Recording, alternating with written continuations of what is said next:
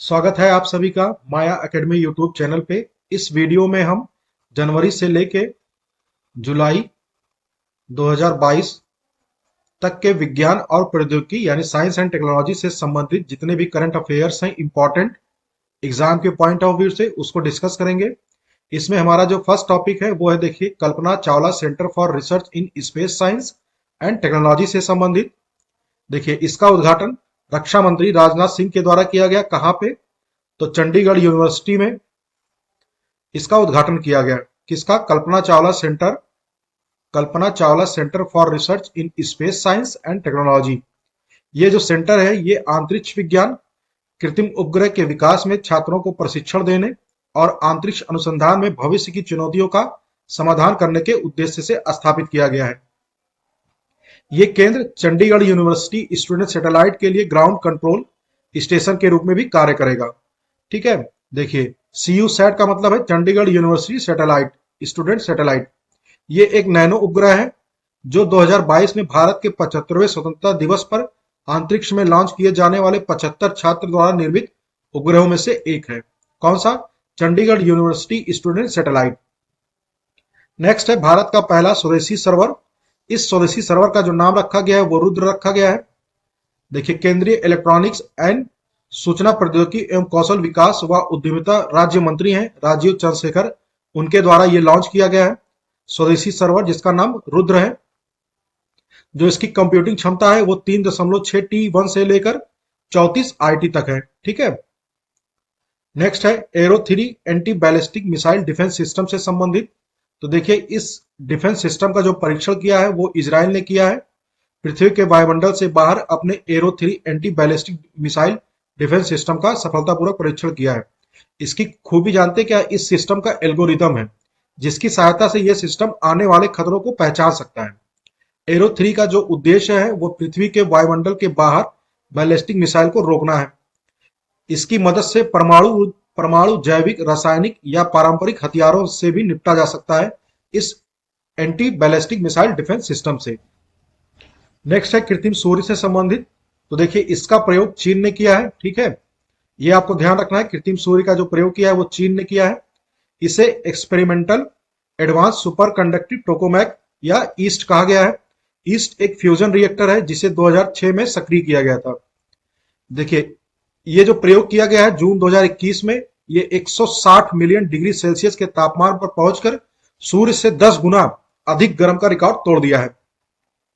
East चीन में स्थित एक सुपर कंडक्टिव टोकामेक चुंबकीय संलयन ऊर्जा रिएक्टर है। ये आपको याद रखना है। अगर ईस्ट पूछा जाए या कृत्रिम सूर्य पूछा जाए तो आपको ये याद रखना है ये किस देश के द्वारा किया गया है? तो चाइना के द्वारा किया गया है। नेक्स्ट है EOS-04 से संबंधित। तो EOS का जो फुल फॉर्म है वो है अर्थ ऑब्जर्वेशन सैटेलाइट से। ठीक है। इसको इसरो ने, भारतीय अंतरिक्ष अनुसंधान संगठन ने PSLV C-52 के माध्यम से वर्ष 2022 का पहला उपग्रह EOS-04 लॉन्च किया है। कहां से? तो श्रीहरिकोटा स्थित सतीश धवन स्पेस सेंटर के लॉन्च पैड से इसको लॉन्च किया है। ये 1170 किलोग्राम के उपग्रह को सूर्य तुल्यकालिक ध्रुवीय कक्षा में स्थापित किया गया है। ये EOS-04 एक रडार इमेजिंग सैटेलाइट है जो सभी मौसम में उच्च गुणवत्ता की तस्वीरें उपलब्ध कराएगा, जिसका प्रयोग कृषि, ये आपको याद रखना है किस लिए इसका, किसमें इसका यूज किया जाएगा? तो कृषि, वानिकी एवं वृक्षारोपण, मृदा की नमी और बाढ़ इत्यादि के मानचित्रण में किया जाएगा।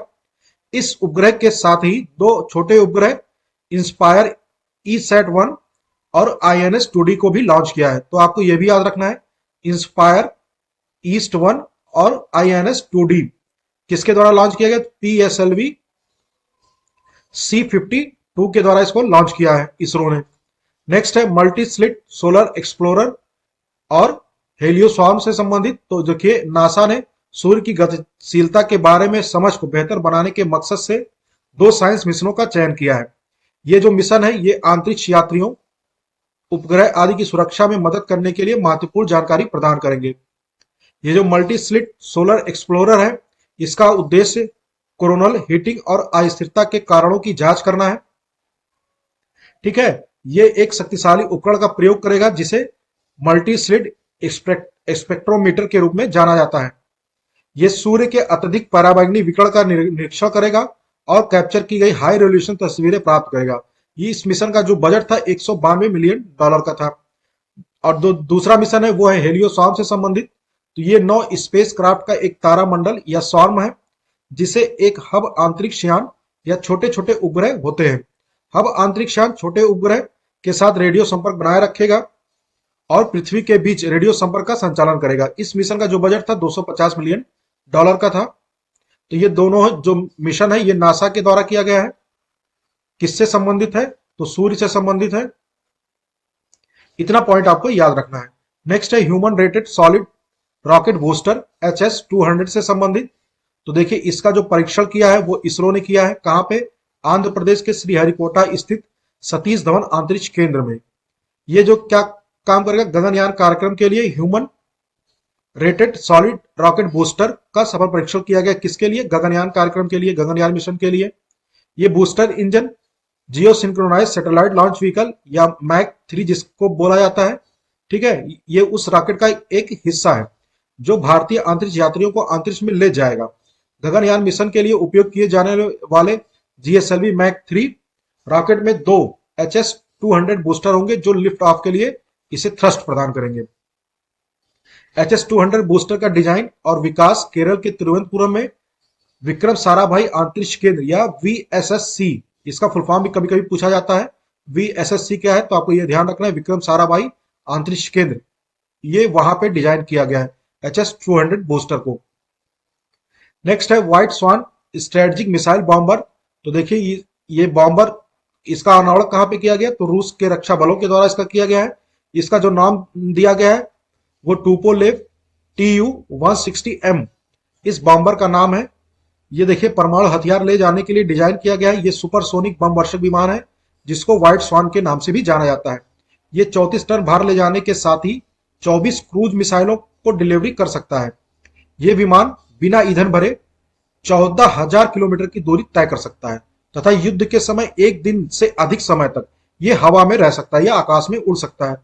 नेक्स्ट है डॉपलर मौसम रडार से संबंधित। तो ये देखिए IMD यानी भारतीय मौसम विभाग के 147वें स्थापना दिवस पर पृथ्वी विज्ञान राज्य मंत्री डॉक्टर जितेंद्र सिंह, ठीक है, इन्होंने इसे लेह, मुंबई, चेन्नई और दिल्ली में 4 डॉपलर रडार को राष्ट्र को समर्पित किया है। तो आपको ध्यान रखना है ये कहां कहां पे इस रडार को स्थापित किया गया है। तो एक लेह में किया गया है, मुंबई में किया गया है, दिल्ली में किया गया है, फिर चेन्नई में किया गया है। इसके साथ ही IMD के पास अब कितने रडार हो गए हैं? तो 33 रडार हो गए हैं। देखिए IMD की स्थापना कब हुई थी? आप पहले ये देख लीजिए। इसकी स्थापना 1875 में हुई थी। ये IMD पृथ्वी विज्ञान मंत्रालय के अंतर्गत आता है। पृथ्वी विज्ञान मंत्रालय के अंतर्गत आता है, ठीक है। इसका जो हेडक्वार्टर है वो कहां पे है? इसका हेडक्वार्टर नई दिल्ली में है, न्यू दिल्ली में है इसका हेडक्वार्टर। तो इतना पॉइंट आपको याद रखना है, ठीक है। नेक्स्ट है INS वाकसीर से संबंधित। तो देखिए मझगांव डॉक शिपयार्ड लिमिटेड ने प्रोजेक्ट 75B के तहत, बताया जाएगा प्रोजेक्ट 75B क्या है। इसी के तहत छठी स्कॉर्पियन सबमरीन वाकसीर को लॉन्च किया गया। तो आपको ध्यान रखना ये छठी स्कॉर्पियन सबमरीन जिसका नाम वाकसीर है उसको लॉन्च किया गया। किसके द्वारा? मझगांव डॉक शिपयार्ड लिमिटेड के द्वारा। किस प्रोजेक्ट के तहत? तो प्रोजेक्ट 75B के तहत, ठीक है। वाकसीर का जो नाम है ये सैंड फिश के नाम पे रखा गया है, जो हिंद महासागर के गहरे समुद्र में रहने वाली एक शिकारी प्रजाति है। देखिए 1974 में रूस से प्राप्त वाकसीर श्रेणी की पहली पनडुब्बी नौसेना में शामिल की गई थी और अप्रैल 1997 में इसको क्या किया गया था? सेवा मुक्त कर दिया गया था। उसके बाद देखिए ये स्वदेशी निर्मित है INS वाकसीर, ये छठी है। और पांचवी कौन कौन सी है उसको भी आप देख लीजिए। एक है INS कलवरी, INS कलवरी, दूसरा है INS खंडेरी,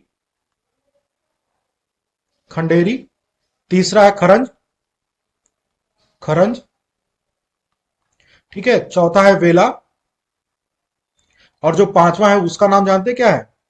वागीर। तो आपको ये पांचों सबमरीन का नाम याद रखना है। पहला जो था वो कलवरी था, दूसरा खंडेरी था, तीसरा खरंज, चौथा वेला, पांचवा वागीर और जो छठा अभी इसको लॉन्च किया गया है वो है उसका नाम वाकसीर। ठीक है, तो वाक्सीर क्या है? एक डीजल अटैक पनडुब्बी है। नेक्स्ट है यूपीआई ऑटो पे से संबंधित, तो इसको रिलायंस जियो और national payment corporation of India ने टेलीकॉम इंडस्ट्री के लिए यूपीआई ऑटो पे की शुरुआत की है। ये ऑटो पे क्या करेगा? करोड़ों यूजर्स को बार बार जो रिचार्ज करना पड़ता है उससे मुक्ति मिल जाएगी। यानी एक बार आप यूपीआई ऑटो पे सेट कर देंगे तो आपका फोन का रिचार्ज या किसी भी चीज का रिचार्ज वो अपने आप ऑटोमेटिकली होता रहेगा। तो इसको रिलायंस जियो और एनपीसीआई यानी national payment corporation of India के द्वारा इसकी शुरुआत की गई है। इतना ध्यान रखना है आपको। आईएनएस वा सॉरी आईएनएस रणवीर देख लीजिए।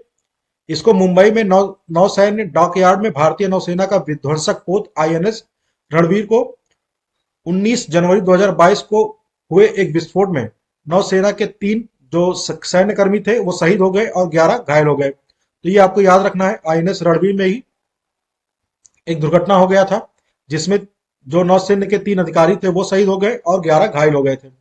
ठीक है, ये राजपूत श्रेणी का विध्वंसक पोत है जिसे 28 अक्टूबर 1986 को नौसेना में कमीशन किया गया था। नेक्स्ट है भारत का पहला साइबर सुरक्षा केंद्र से संबंधित, तो इसको आईबीएम यानी इंटरनेशनल बिजनेस मशीन कॉर्पोरेशन ने पूरे एशिया प्रशांत क्षेत्र में अपने ग्राहकों की चिंताओं को दूर करने के लिए बैंगलोर में एक साइबर सुरक्षा केंद्र की शुरुआत की है। ठीक है, तो किसने शुरुआत की है? आईबीएम ने, इंटरनेशनल बिजनेस मशीन कॉर्पोरेशन ने। नेक्स्ट है गैसीय उपग्रह, इसका नाम जो रखा गया है TOI-2180B रखा गया है। ये गैसीय उपग्रह है। इसकी खोज किसने की थी? तो नासा के वैज्ञानिकों ने इसकी खोज की थी। ये पृथ्वी से 389 प्रकाश वर्ष दूर है। ठीक है, प्रकाश वर्ष ये दूरी का मात्रक होता है। 389 प्रकाश वर्ष दूर है ये गैसीय उपग्रह पृथ्वी से। ये सूर्य के समान द्रव्यमान वाले एक तारे की परिक्रमा कर रहा है जिसका नाम जो रखा गया TOI-2180B रखा गया है। ये बृहस्पति के आकार का जो ये विशाल उपग्रह है ये गैसीय खगोलविदों के लिए विशिष्ट है क्योंकि सौरमंडल के बाहर मौजूद ज्ञात गैसीय ग्रहों की तुलना में इसका 261 दिन का एक वर्ष तुलनात्मक रूप से काफी लंबा है। ये बृहस्पति ग्रह से लगभग 3 गुना अधिक बड़ा है। इसका व्यास बृहस्पति ग्रह के समान है, अर्थात ये जो ग्रह है बृहस्पति ग्रह के से अधिक सघन है या घना है। इसकी जो डेंसिटी है TOI-2180B की, ये बृहस्पति से अधिक सघन है। नेक्स्ट है हाओसोंग 12 बैलिस्टिक मिसाइल से संबंधित, तो देखिए इसका जो परीक्षण किया है वो उत्तरी कोरिया ने किया है। इसका नाम हाओसोंग 12 रखा गया। ये एक बैलिस्टिक मिसाइल है। 2017 के बाद से उत्तरी कोरिया द्वारा अब तक का सबसे शक्तिशाली मिसाइल परीक्षण किया गया है। तो ये इंपॉर्टेंट है, पूछा जा सकता है एग्जाम में, हाओसोंग 12 बैलिस्टिक मिसाइल का परीक्षण किसने किया है। कंफ्यूजन हो सकता है, देखिए रसिया भी ऑप्शन दे सकता है, चाइना दे सकता है, इंडिया दे सकता है और उत्तरी कोरिया दे सकता है ऑप्शन में। तो याद रखना ये उत्तरी कोरिया के द्वारा लॉन्च किया गया है। ठीक है, ये जो बैलिस्टिक मिसाइल है ये 2000 किलोमीटर की अधिक ऊंचाई तक पहुंच जाती है। नेक्स्ट है आईएनएस निशंक और आईएनएस अक्षय से संबंधित, तो भारतीय नौसेना के 2 युद्धपोत आईएनएस निशंक ये युद्धपोत हैं। आईएनएस निशंक और आईएनएस अक्षय को मुंबई के नौसैनिक यार्ड पर सेवा मुक्त कर दिया गया है। देखिए 22 मिसाइल वेसल स्क्वाड्रन का आईएनएस निशंक जिसे K-43 नाम दिया गया है और 23 पेट्रोल वेसल स्क्वाड्रन का आईएनएस अक्षय जिसे P-35 ये 32 वर्ष के कार्यकाल को अपने समाप्त कर लिया है। उसके बाद इसको सेवा मुक्त कर दिया गया है। ये जो युद्धपोत है निशंक और अक्षय, देखिए इन्होंने कारगिल युद्ध में भाग लिया था। ठीक है, उसके बाद जब संसद पर हमला हुआ था उसके बाद इसने ऑपरेशन पराक्रम इन दोनों मिशनों में इन युद्धपोतों ने भाग लिया था। ठीक है, ये एक वीर क्लास कॉर्वेट शिप है। नेक्स्ट है खैबर बस्टर मिसाइल से संबंधित, तो इसको ईरान ने इसका अनावरण किया है या लॉन्च किया है जिसका नाम खैबर बस्टर मिसाइल रखा गया है जो अमेरिका और इजराइल ठिकानों को निशाना बनाने में सक्षम है। यानी ये इसकी दूरी क्या है? दूरी या मारक क्षमता ज्यादा है, कितना है? 1450 किलोमीटर। ठीक है, दूरी इतनी इंपॉर्टेंट नहीं है, बस आपको इतना याद रखना है खैबर बस्टर मिसाइल किसके द्वारा लॉन्च किया गया है, तो ईरान के द्वारा लॉन्च किया गया, बस इतना आपको ध्यान रखना है। नेक्स्ट है सी डोम। ठीक है, सी डोम वायु रक्षा प्रणाली से संबंधित, तो आपको याद होगा सी डोम बहुत चर्चा का विषय रहा है, तो ये मोस्ट इंपॉर्टेंट है आपके लिए। इसको इजराइल ने इसका सफलतापूर्वक परीक्षण किया है। ये जो नई प्रणाली है आयरन डोम मिसाइल रक्षा प्रणाली का एक नौसैनिक संस्करण है। ठीक है, ये आयरन डोम मिसाइल रक्षा प्रणाली का नौसैनिक संस्करण है। सी डोम को इजराइल की नवीनतम पीढ़ी की कॉर्वेट युद्धपोतों पर स्थापित किया जा रहा है। देखिए यह है इजराइल की आयरन डोम डिफेंस सिस्टम। कैसे वर्क करता है वो देख लीजिए। देखिए, यहाँ पे होता है इनेमी रॉकेट फायर। जब यहाँ पे इनेमी जब अपना रॉकेट फायर करता है, ठीक है, यहाँ पे एक लगा होता है लॉन्चर फायर मिसाइल इंटरसेप्टर, ये देखिए फोटो में। फिर कंट्रोल सिस्टम होता है यहाँ पे, ठीक है। यहाँ पे एक रडार होता है जो डिटेक्ट करता है कोई मिसाइल आ रही कि नहीं आ रही है। फिर ये क्या करता है लॉन्चर, यहाँ से एंटी बैलिस्टिक मिसाइल को लॉन्च करता है, फिर यहाँ पे इसको क्या करता है डिस्ट्रॉय कर देता है इस पॉइंट पर। तो इस फोटो से आप समझ सकते हैं कैसे ये वर्क करता है। नेक्स्ट है उत्तर भारत का पहला अंतरिक्ष केंद्र से संबंधित। तो देखिए, केंद्रीय विज्ञान और प्रौद्योगिकी राज्य मंत्री जितेंद्र सिंह ने जम्मू कश्मीर विश्वविद्यालय में उत्तर भारत का पहला अंतरिक्ष केंद्र सतीश धवन अंतरिक्ष विज्ञान केंद्र का उद्घाटन किया है। कहाँ पे किया है? तो जम्मू केंद्रीय विश्वविद्यालय में किया। ये उत्तर भारत का पहला ऐसा केंद्र है। अक्टूबर 2018 में इसरो ने, ठीक है, जम्मू केंद्रीय विश्वविद्यालय के साथ एक एमओयू पर हस्ताक्षर किया था, उसी के तहत इसका उद्घाटन किया गया है। नेक्स्ट है माइक्रोसॉफ्ट का सबसे बड़ा डेटा सेंटर कहां पे स्थापित किया जा रहा है? हैदराबाद में, ठीक है। तेलंगाना सरकार की सहयोग से माइक्रोसॉफ्ट ने इस डेटा सेंटर को स्थापित किया है। ये क्या काम करेगा? 15 वर्षों में 15,000 करोड़ निवेश करेगी। कौन? माइक्रोसॉफ्ट, तेलंगाना के हैदराबाद में। नेक्स्ट है फ्लाइट कंट्रोल सिस्टम। तो देखिए, रक्षा मंत्री राजनाथ सिंह के द्वारा डीआरडीओ के कर्नाटक के बेंगलुरु स्थित जो प्रयोगशाला है एरोनॉटिकल डेवलपमेंट इस्टेब्लिशमेंट, इसमें 7 मंजिला उड़ान नियंत्रण प्रणाली या फ्लाइट कंट्रोल सिस्टम, इसका शुभारंभ किया है। तो आपको ध्यान रखना है कहां पे किया गया है? कर्नाटक के बेंगलुरु में किया गया है, ठीक है। किसके द्वारा किया गया है? तो रक्षा मंत्री राजनाथ सिंह के द्वारा। किस संस्था के द्वारा इसका उद्घाटन किया गया है, शुभारंभ किया गया है? तो डीआरडीओ यानी रक्षा अनुसंधान एवं विकास संगठन के द्वारा। नेक्स्ट है क्वांटम डिस्ट्रीब्यूशन लिंक। ये देखिए, इस लिंक का जो परीक्षण किया गया वो प्रयागराज में किया गया है। तो ये मोस्ट इंपॉर्टेंट है आपके लिए, ठीक है। किसके द्वारा किया गया है? तो डीआरडीओ और आईआईटी दिल्ली के वैज्ञानिकों के द्वारा इसका परीक्षण किया गया। उत्तर प्रदेश के प्रयागराज और विंध्याचल के बीच 100 किलोमीटर की दूरी से अधिक की बीच की दूरी में सफलतापूर्वक परीक्षण किया गया है, ठीक है। ये ऑप्टिकल फाइबर के क्षेत्र में एक उपलब्धि है। नेक्स्ट है टैंक रोधी मिसाइल हेलिना से संबंधित। तो आपको ध्यान रखना है हेलिना क्या है? तो टैंक रोधी मिसाइल है, ठीक है। स्वदेश में ही विकसित हेलीकॉप्टर से लॉन्च की जाने वाली टैंक रोधी, इसको हेलीकॉप्टर से लॉन्च किया जाएगा। ये एक टैंक रोधी गाइडेड मिसाइल है जिसका नाम हेलिना है। इसका परीक्षण किया गया है, ठीक है। ध्रुव हेलीकॉप्टर से इसको लद्दाख के ऊंचाई वाले स्थान पर दागा गया है और इसका परीक्षण किया गया है। ये जो मिसाइल है ये फायर एंड फॉरगेट प्रणाली पर सिस्टम पर काम करती है। ये 7 किलोमीटर इसकी मारक क्षमता है। 7 किलोमीटर इसकी मारक क्षमता किसकी? हेलिना की। नेक्स्ट है सैन्य उपग्रह नूर 2 से संबंधित। तो आपको ध्यान रखना है ये इंपॉर्टेंट है। नूर 2, नूर 2 जो सैन्य उपग्रह है इसको ईरान के द्वारा 500 किलोमीटर की ऊंचाई पर स्थापित किया गया, जिसको नूर 2 नाम दिया गया है। इसका फारसी में जो अर्थ होता है वो होता है प्रकाश, ठीक है। नूर नूर का जो अर्थ होता है उसका अर्थ होता है प्रकाश। इसको ईरान के द्वारा इसका परीक्षण किया गया है। चीन ने पहली बार एक साथ 22 उपग्रह लॉन्च किए हैं। ये भी एक उपलब्धि है चीन के लिए। तो इंपॉर्टेंट है आपके एग्जाम के पॉइंट ऑफ व्यू से, ठीक है। तो चीन के द्वारा 22 उपग्रहों को अंतरिक्ष में प्रक्षेपित किया गया है। ऐसा चीन ने पहली बार किया है कि 22 उपग्रह को एक साथ भेजा है। इस उपग्रह का जो उपयोग होगा वो मुख्य रूप से वाणिज्यिक, सुदूर संवेदन सेवाओं, समुद्री पर्यावरण की निगरानी, जंगल की आग की रोकथाम और आपदाओं से बचाव के लिए किया जाएगा इन 22 उपग्रहों को। नेक्स्ट है आईसीजीएम सक्षम से संबंधित। तो देखिए 105 मीटर समुद्रगामी गश्ती पोत ओपीवी की श्रृंखला में 5वें भारतीय तटरक्षक जहाज सक्षम को गोवा में कमीशन किया गया है, ठीक है। सक्षम अगर पूछेगा सक्षम क्या है तो ये भारतीय तटरक्षक जहाज है जिसको कहां पे कमीशन किया गया? तो गोवा में कमीशन किया गया है। ये 105 मीटर लंबा है, ठीक है। ये उन्नत तकनीक, नेविगेशन एवं संचार उपग्रह, सेंसर और मशीनरी से सुसज्जित है। नेक्स्ट है RS-28 सरमत मिसाइल से संबंधित। तो जो इसका परीक्षण किया गया वो रूस के द्वारा किया गया सरमत का। ये भी इंपॉर्टेंट है आपके लिए साइंस एंड टेक में।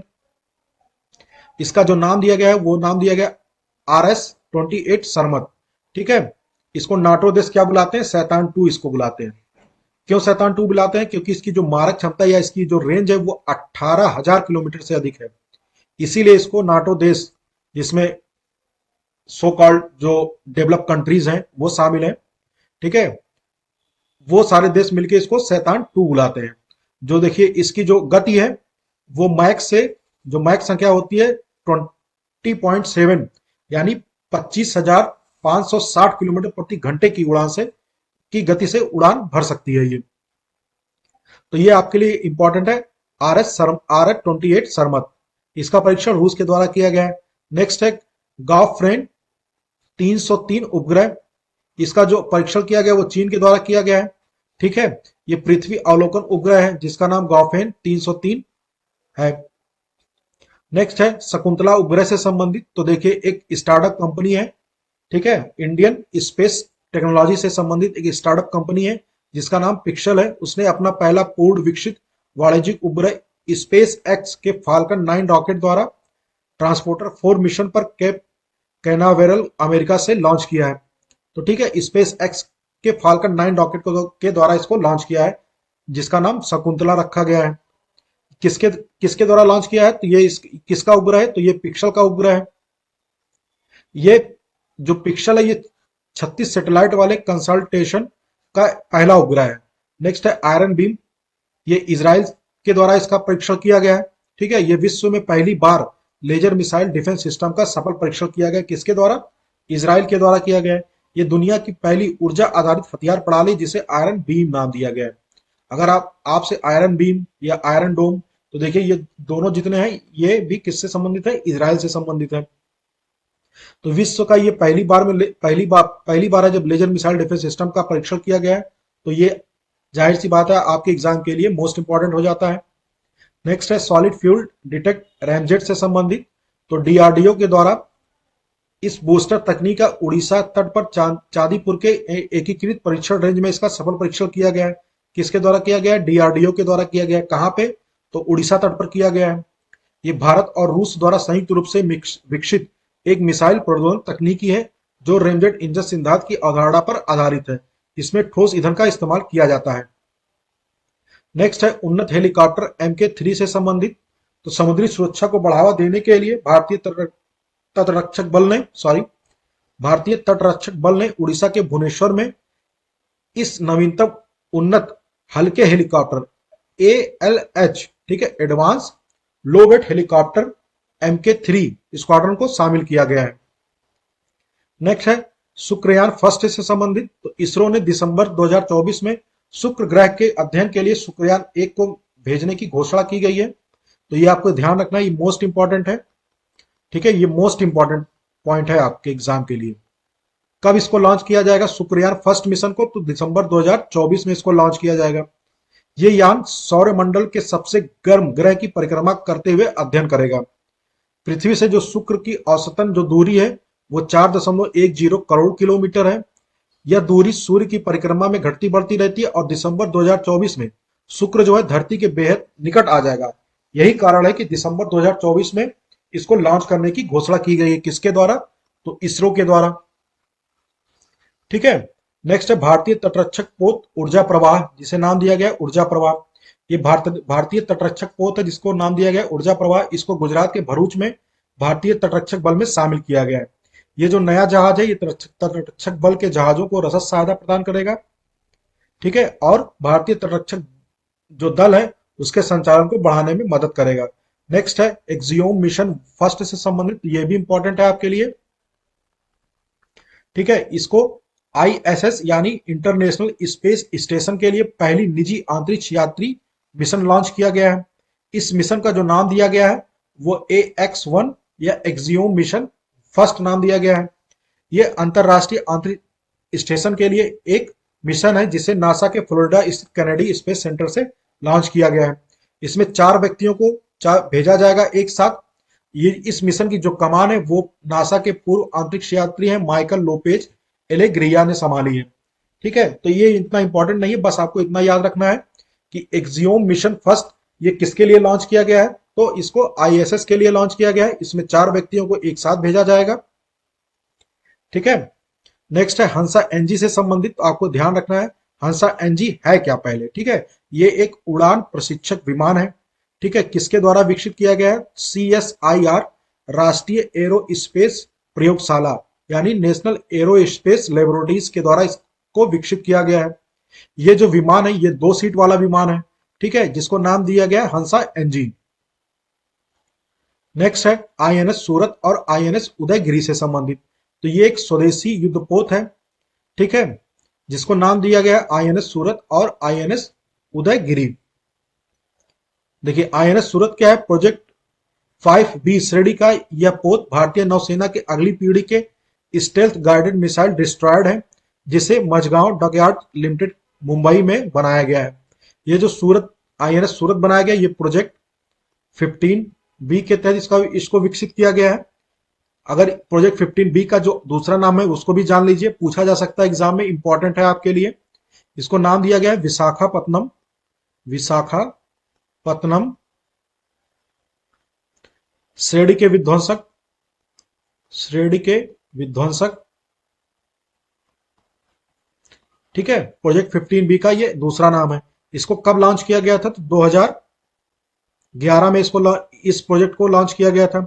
इसके तहत 4 जो बनाए जाएंगे विध्वंसक युद्धपोत, उसका नाम भी देख लीजिए। एक तो होगा विशाखापत्तनम, ठीक है, दूसरा होगा मोरमुगाओ, तीसरा होगा इम्फाल, आईएनएस इम्फाल, और जो चौथा होगा ये है चौथा आईएनएस सूरत। तो आपको ध्यान रखना है आईएनएस विशाखापत्तनम, आईएनएस मुर्मुगांव और आईएनएस इम्फाल, और जो चौथा है इसको अभी जो लॉन्च किया गया है वो है आईएनएस सूरत, ठीक है। नेक्स्ट है देखिए आईएनएस उदयगिरी। ये क्या है, उदयगिरी इसका नाम क्यों रखा गया कि आंध्र प्रदेश की एक पर्वत श्रृंखला के नाम पर इसको रखा गया है। ये 17A का तीसरा फ्रिगेट है। इसे पी यानी प्रोजेक्ट 17 फ्रिगेट यानी शिवालिक श्रेणी का अनुपालन करते हुए संशोधित स्टेल्थ विशेषताओं, उन्नत हथियारों, संवेदी उपकरणों और प्लेटफॉर्म प्रबंधन प्रणालियों से लैस किया गया है। पहला 5G टेस्ट बेड, देखिए इसको प्रधानमंत्री नरेंद्र मोदी ने ट्राई यानी भारतीय दूर संरचना विनियामक प्राधिकरण की रजत जयंती समारोह के अवसर पर पहला 5G टेस्ट बेड का शुभारंभ किया गया है, ठीक है जी। तो ये ट्राई का है, आपको ये भी ध्यान रखना है।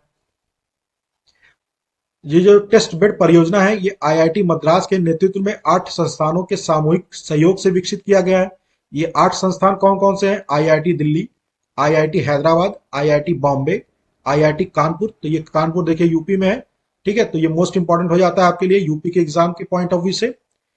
जो अगला है वो है IISc Bangalore, society for applied microwave electronics engineering and research wireless प्रौद्योगिकी उत्कृष्टता केंद्र। ये 8 संस्थान शामिल हैं। आईआईटी मद्रास के नेतृत्व में इसको विकसित किया गया है, ठीक है, 5G टेस्ट बेड को। नेक्स्ट जो है advance towed artillery gun system से संबंधित, ATAGS से संबंधित। तो इसको राजस्थान के जैसलमेर में पोखरण फायरिंग रेंज में सबसे लंबी दूरी तक मार करने में सक्षम स्वदेशी तोप आर्टिलरी गन सिस्टम का सफल परीक्षण किया गया है। तो ये आपको ध्यान रखना है कहां पे किया गया है, राजस्थान के जैसलमेर में किया गया है, ठीक है, पोखरण रेंज में। इसका जो विकास किया गया है वो डीआरडीओ के द्वारा विकास किया गया है। इसका जो वजन है ये 18 टन है, ठीक है। नेक्स्ट है नौसैनिक एंटी शिप मिसाइल से संबंधित। तो इसको डीआरडीओ यानी रक्षा अनुसंधान एवं विकास संगठन और भारतीय नौसेना ने उड़ीसा के समुद्री तट पर एकीकृत परीक्षण रेंज चांदीपुर से नौसेना हेलीकॉप्टर के जरिए स्वदेशी रूप से विकसित नौसैनिक एंटी शिप मिसाइल का सफलतापूर्वक पहला उड़ान परीक्षण किया गया है। कहां पे किया गया है, तो उड़ीसा में किया गया है। ये भारतीय नौसेना के लिए पहली स्वदेशी रूप से विकसित हवा से लॉन्च की जाने वाली एंटी शिप मिसाइल प्रणाली है। तो मोस्ट इंपॉर्टेंट है आपके लिए, ठीक है। नेक्स्ट है कमला देवी फास्ट पेट्रोल वेसल से संबंधित। तो इसको भारतीय तटरक्षक बल ने पश्चिम बंगाल के टीटागढ़ क्षेत्र में समाज सुधारक और स्वतंत्रता जो सेनानी कमला देवी चट्टोपाध्याय, इनके सम्मान में इसका नाम कमला देवी रखा गया है इस फास्ट पेट्रोल वेसल को, जिसे यार्ड 2118 भी बोला जाता है, ठीक है। ये ट्रिपल पी मॉडल के तहत इसको Garden Reach shipyard and engineering limited के तहत इसको डिजाइन और निर्मित किया गया है। नेक्स्ट है देखिए क्या है, सरकारी स्वामित्व वाला ओवर द टॉप मंच। ओवर द टॉप मंच का मतलब होता है ओटीटी। ओटीटी जैसे क्या आपको याद होगा, जैसे नेटफ्लिक्स होता है, ठीक है, Netflix, Amazon Prime, Alt Balaji, ये सब ओटीटी प्लेटफॉर्म है। तो ये भारत का पहला किसी राज्य के द्वारा निर्मित फर्स्ट ओटीटी प्लेटफॉर्म है, जिसको नाम दिया गया है सी स्पेस। आपको ये नाम याद रखना है। सी स्पेस क्या है, तो ये सरकारी स्वामित्व यानी केरल सरकार के द्वारा निर्मित ये पहला ओटीटी प्लेटफॉर्म है। ठीक है, अब आपको पता हो गया होगा ओटीटी का काम क्या है। इसमें फिल्में, लघु फिल्में, इसको देखने का एक विकल्प होता है। ठीक है, नेक्स्ट है कलाम 100 से संबंधित। तो भारत के पहले निजी तौर पर निर्मित रॉकेट विक्रम फर्स्ट के तीसरे चरण का सफल परीक्षण किया गया है। इसका जो नाम रखा गया है वो पूर्व राष्ट्रपति एपीजे अब्दुल कलाम के नाम पे रखा गया है। ठीक है, कलाम 100। इसका जो निर्माण किया गया है वो देखिए एक आंतरिक क्षेत्र में, भारतीय आंतरिक क्षेत्र के स्टार्टअप कंपनी स्काई रूट। ठीक है, ये स्काई रूट कहाँ की कंपनी है, तो बैंगलोर की कंपनी है। उसके द्वारा कलाम 100 का विकास किया गया है। तो ये आपको ध्यान रखना है। विक्रम फर्स्ट क्या है, तो एक छोटा प्रक्षेपण यान है जो 500 किलोमीटर की ऊंचाई पर 225 किलोग्राम तक के पेलोड को अंतरिक्ष में लॉन्च करने में सक्षम है, तथा इसका जो उद्देश्य क्या है, छोटे उपग्रहों को प्रक्षेपित करना है। ठीक है, नेक्स्ट है स्वदेशी हाइपरलूप से संबंधित। तो भारतीय रेलवे एक स्वदेशी हाइपरलूप प्रणाली विकसित करने के लिए आईआईटी मद्रास के साथ समझौता किया है, भारतीय रेलवे ने। ठीक है, आईआईटी मद्रास के साथ। नेक्स्ट है भारतीय राष्ट्रीय अंतरिक्ष संवर्धन और प्राधिकरण केंद्र यानी इन स्पेस। इसको डेली करंट अफेयर्स के सीरीज में बहुत डिटेल से डिस्कस किया था। इसको प्रधानमंत्री नरेंद्र मोदी ने अहमदाबाद के गुजरात में 1 जून 2020 में इसका उद्घाटन किया है। ठीक है, तो कहां पे ये केंद्र है, अहमदाबाद, गुजरात के अहमदाबाद में। स्थापना कब की गई थी, 1 जून 2020 को। किसके द्वारा, प्रधानमंत्री नरेंद्र मोदी के द्वारा। इसका जो उद्देश्य है वो यह सुनिश्चित करना है कि भारतीय अंतरिक्ष अनुसंधान संगठन यानी इसरो अपनी जो आवश्यक गतिविधियों जैसे अनुसंधान एवं विकास, ठीक है, अनुसंधान एवं विकास, ग्रहों के अन्वेषण और अंतरिक्ष के रणनीति उपयोग आदि पर ध्यान केंद्रित कर सके तथा अन्य निजी क्षेत्रों को हस्तांतरित किया जा सके। नेक्स्ट है पीएसएलवी C53 DSEO से संबंधित। तो देखिए इसरो ने श्रीहरिकोटा के सतीश धवन स्पेस सेंटर से पीएसएलवी यानी polar satellite launch vehicle C53 DSEO mission को सफलतापूर्वक लॉन्च किया है। ये new space India limited NSIL का ये दूसरा कॉमर्शियल लॉन्च है। ठीक है, ये पीएसएलवी का 55वां मिशन है। ठीक है, पीएसएलवी C53 के तहत सिंगापुर की 3 सैटेलाइट DSEO, आपको ध्यान रखना है DSEO ये सिंगापुर की सैटेलाइट है। न्यूसार, ठीक है, स्कूप फर्स्ट, ये तीनों क्या है, सिंगापुर की सैटेलाइट है जिसको पीएसएलवी C53 के द्वारा लॉन्च किया है यानी इसरो के द्वारा लॉन्च किया गया है। देखिए न्यूसार क्या है, ये सिंगापुर का पहला कॉमर्शियल सैटेलाइट है। ये दिन और रात यानी किसी भी मौसम में तस्वीरें लेने में सक्षम है। डीएसईओ सैटेलाइट 365 किलोग्राम का है जबकि न्यूसार सैटेलाइट 155 किलोग्राम का है। वहीं स्कूप वन 2.8 किलोग्राम वजन का है। ठीक है, ये स्कूप वन सिंगापुर के छात्रों द्वारा बनाया गया पहला स्टूडेंट सैटेलाइट है। तो ये आपको ध्यान रखना है, स्कूप वन पूछ सकता है क्या है। ठीक है, यह किस देश के द्वारा बनाया गया है। नेक्स्ट है GSAT-24 संचार उपग्रह से संबंधित। तो इसरो ने अपनी वाणिज्यिक शाखा न्यू स्पेस इंडिया लिमिटेड के लिए बनाए गए संचार उपग्रह GSAT-24 इसको फ्रेंच गुयाना यानी दक्षिणी अमेरिका से सफलतापूर्वक लॉन्च किया गया है। ठीक है, ये एक भारी उपग्रह है इसीलिए इसको फ्रेंच गुयाना से परीक्षण किया गया है, इसका प्रक्षेपण किया गया है।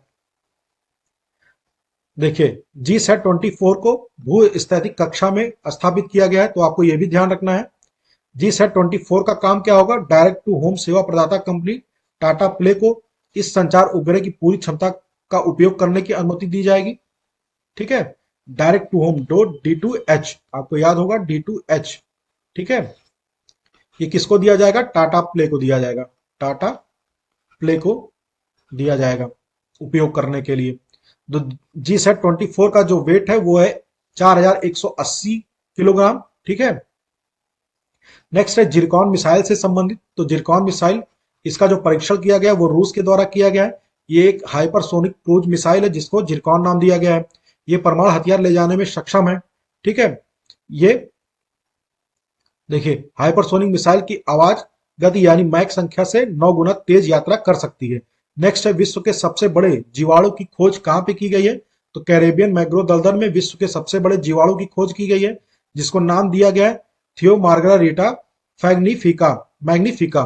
ठीक है, तो आपको ये नाम याद रखना है। ये एक क्या है, विश्व की सबसे बड़ी जीवाणु है, सबसे बड़ा जीवाणु है। विश्व का सबसे तेज सुपर कंप्यूटर देखिए, विश्व के टॉप 500 में सुपर कंप्यूटर की लिस्ट में जो अमेरिका का सुपर कंप्यूटर फ्रंटियर वो फर्स्ट नंबर पे है।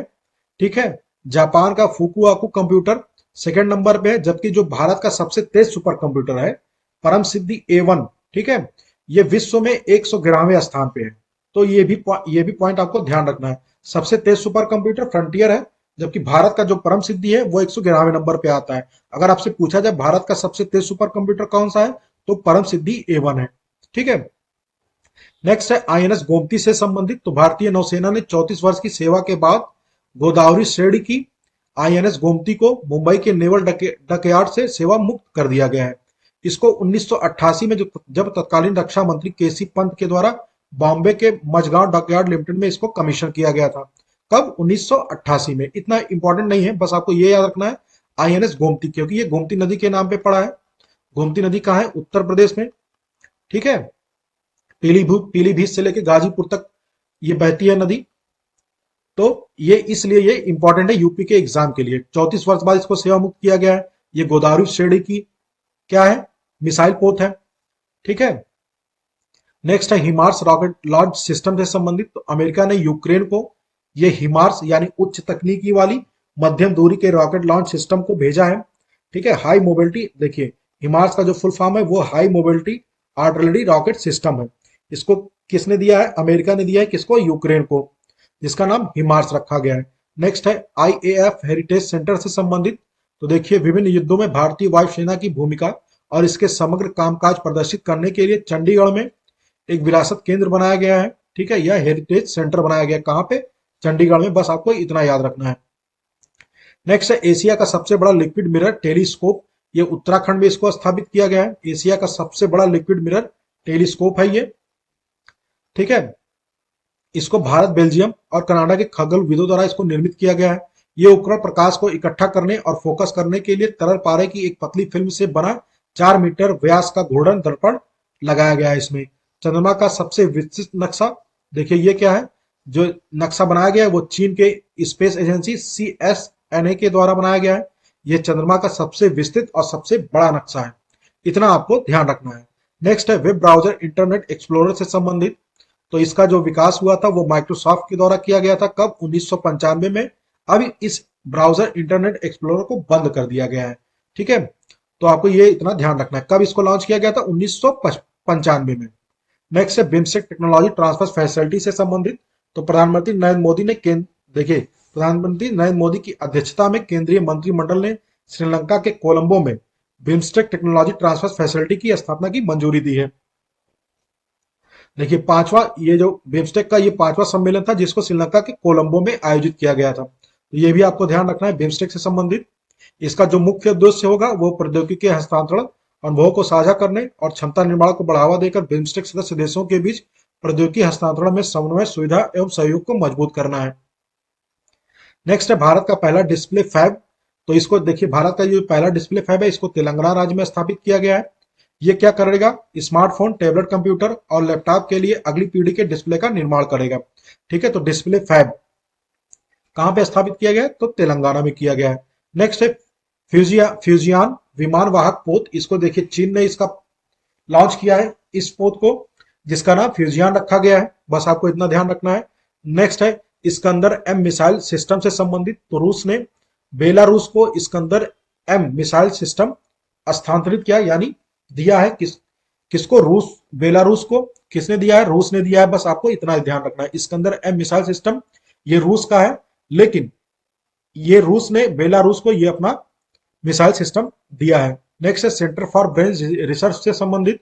तो प्रधानमंत्री नरेंद्र मोदी के द्वारा बेंगलोर में स्थित भारतीय विज्ञान संस्थान के सेंटर में बागची पार्थसारथी अस्पताल की आधारशिला रखी है। ठीक है, ये भारत, उसी के साथ ही कहां पे? बेंगलोर में भारत के पहले वातानुकूलित रेलवे स्टेशन का भी उद्घाटन किया गया है। तो ये भी पॉइंट आपके लिए मोस्ट इंपॉर्टेंट है, मतलब मोस्ट का मतलब बहुत ज्यादा इंपॉर्टेंट है ये पॉइंट। ठीक है, नेक्स्ट है जुलजाना रॉकेट से संबंधित। तो जुलजाना रॉकेट को जो लॉन्च किया वो ईरान ने किया है। ठीक है, ये एक ठोस ईंधन वाला रॉकेट है। इसकी लंबाई 25.5 मीटर है। 220 किलोग्राम के उपग्रह ले जाने में ये सक्षम है। जुल जाना का जो नाम है वो पैगंबर मोहम्मद के पोते इमाम हुसैन के घोड़े के नाम पे रखा गया। ठीक है। नेक्स्ट है अंतरिक्ष रॉकेट नूरी से संबंधित। अभी ऊपर नूर 2 के बारे में डिस्कस किया गया था, नूर 2 के बारे में। अब नूरी के बारे में देख लीजिए। जो नूर 2 था वो ईरान के द्वारा लॉन्च किया गया था, जबकि नूरी ये दक्षिण कोरिया के द्वारा इसको लॉन्च किया गया है। ठीक है। ये दक्षिणी कोरिया को अंतरिक्ष में उपग्रह स्थापित करने वाला 10वां देश बन गया दक्षिणी कोरिया। तो ये मोस्ट इंपॉर्टेंट है। ठीक है। पूछ सकता है अंतरिक्ष में उपग्रह स्थापित करने वाला 10वां देश कौन सा है, तो दक्षिणी कोरिया है। तो यह है हमारा साइंस एंड टेक से संबंधित। जो नेक्स्ट वीडियो हमारा आएगा वो आएगा खेल से संबंधित। ठीक है। जनवरी से लेके जुलाई 2022 तक जितने भी महत्वपूर्ण खेल हैं उनके और उनसे संबंधित जो विजेता हैं उनके नामों को डिस्कस किया जाएगा। So thank you very much for watching this video. इस प्लेलिस्ट को आप फॉलो करिए, यह आपके एग्जाम के लिए मोस्ट इंपॉर्टेंट है। इससे बाहर गारंटी है, 100% गारंटी, इससे बाहर एक भी करंट अफेयर्स का क्वेश्चन नहीं जाएगा। So thank you very